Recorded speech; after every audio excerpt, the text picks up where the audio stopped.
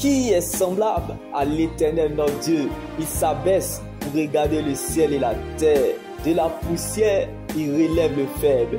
Du fumier, il retire le pauvre pour le faire asseoir à la table des grands avec les grands de son peuple. Et il donne une famille à celle qui était stérile. Et il fait d'elle une mère joyeuse au milieu de ses enfants. Alors ne vous y trompez pas et ne soyez pas étonnés, car l'heure vient où tous ceux qui sont dans le sépulcre entendront sa voix.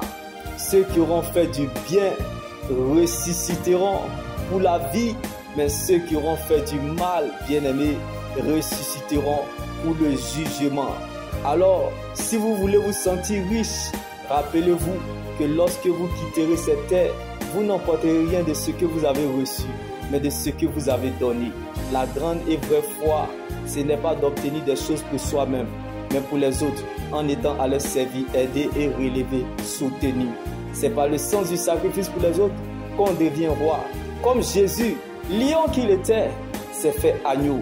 Riche qu'il était, s'est fait pauvre en mourant à la croix de Golgotha pour le pardon de nos péchés et pour l'éternité, le ciel après la mort.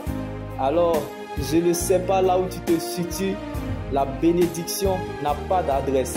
N'a-t-il pas démontré son amour par son sacrifice à la croix de Golgotha pour nos péchés et pour l'éternité par sa résurrection?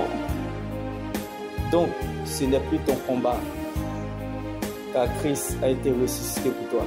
Il y a encore de l'espoir tant que Jésus vit pour toi.